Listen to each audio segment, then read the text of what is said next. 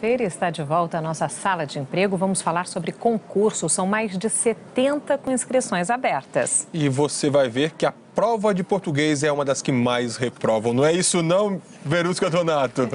Olá, boa tarde. É isso mesmo. Segundo o levantamento do DIEESE, a maioria dos candidatos não consegue acertar 60% da prova de português e é ela que tem a maior peso, a maioria das questões. E falando em português, nós fomos ouvir o professor Sérgio Nogueira.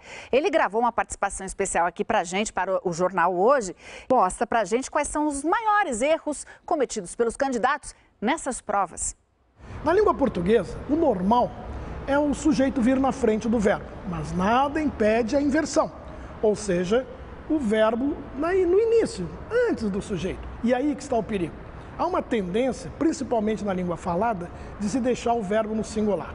Com muita frequência, ouço frases e leio, inclusive, aconteceu 2 acidentes. Pelo visto, foram 3, né? Um de concordância, porque 2 acidentes é plural. Consequentemente, o correto é aconteceram 2 acidentes. Assim como bastam 10 mil reais para resolver o seu problema, faltam 5 minutos para acabar o jogo. Mas temos um problema. O verbo haver é diferente.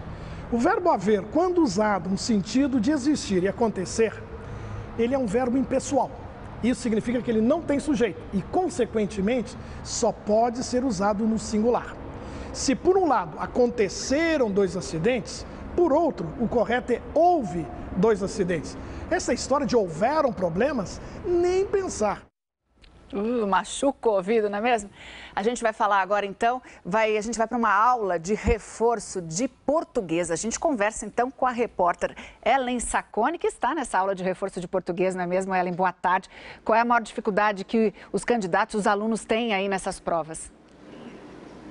Boa tarde, Verusca, e a todos. Bom, como são muitas regras, né? Concordância, pontuação, regência, todos dizem que a maior dificuldade, o maior desafio é se manter atento no tempo da prova para não cair nas pegadinhas.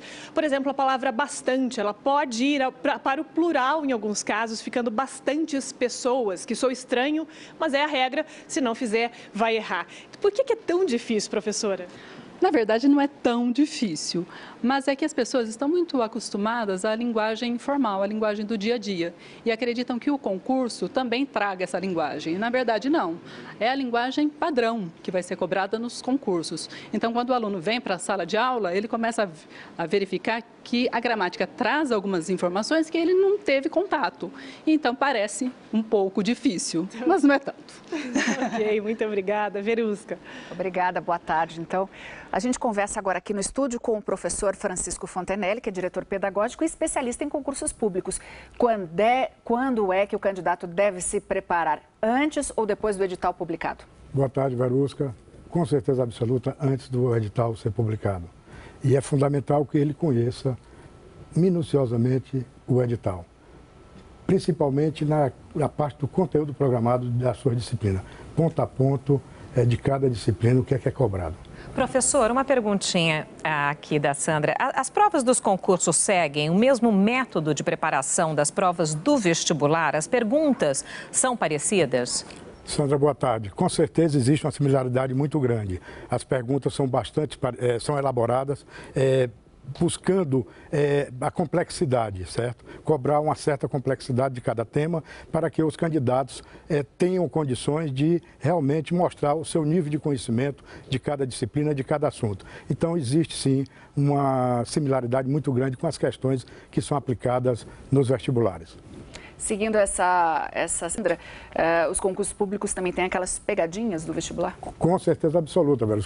Os concursos públicos têm as suas pegadinhas, não deixa de ter de forma alguma, e é isso que elimina muitos candidatos. Por isso é que os candidatos têm que se preparar com bastante foco, com bastante determinação e conhecer a miúde o teor do conteúdo de cada disciplina. Bom, e nós preparamos uma reportagem para mostrar como é importante o candidato se preparar para prestar o concurso público e para se preparar também para a carreira pública. São 12 milhões de inscrições todos os anos no Brasil. O número de vagas oferecidas em concursos deve chegar a 40 mil só no governo federal este ano, sem falar nos concursos estaduais e municipais. Os salários podem chegar a mais de R$20 mil e há também outros benefícios que atraem os candidatos. Estabilidade e crescimento profissional. Segundo a Associação Nacional de Proteção e Apoio aos Concursos, são mais de 12 milhões de inscritos todos os anos. E até o final de 2014, o Brasil vai precisar de 200 mil novos profissionais na carreira pública, principalmente na Polícia Federal, Receita Federal e nos órgãos de fiscalização. A preparação para um concurso público normalmente exige dedicação. Muitos candidatos voltam à sala de aula e nos cursinhos aprendem dicas para controlar a ansiedade e manter a concentração durante a prova. Se ele não tiver um método simplificado de resolução do exercício, ele pode levar 10 minutos, 20 minutos numa questão, quando ele tem 3, 4 horas como tempo de prova. A maioria destes alunos quer ser policial militar. Hoje é o maior concurso aberto no Paraná. São mais de 5.200 vagas e quase 124 mil inscritos. Será o segundo concurso que Carlos Augusto vai enfrentar. Há um ano ele parou de trabalhar para se dedicar aos estudos e também se prepara para a prova física exigida pela PM. Acho que de tanto estudar, de tanto treinar, a minha hora vai chegar. O professor Francisco, queria fazer uma pergunta para o senhor também. O candidato, na hora de estudar, ele deve estudar a matéria que tem o maior peso no concurso que ele está prestando ou estudar todas as matérias por igual? Com certeza ele deve estudar, Evaristo, todas as matérias por igual. Mesmo porque, ao final, quem vai classificar é o maior número de acerto de questões. Então, o peso para a disciplina específica, aquelas que são de maior peso, por causa de concursos específicos, como Receita Federal, Polícia Federal, elas são...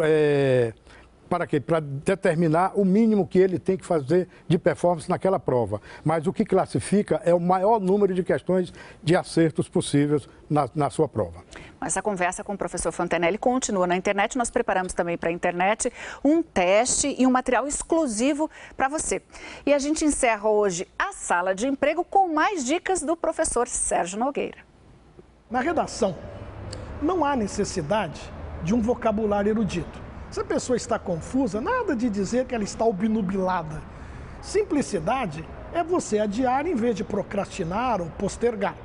Mas também não vamos exagerar.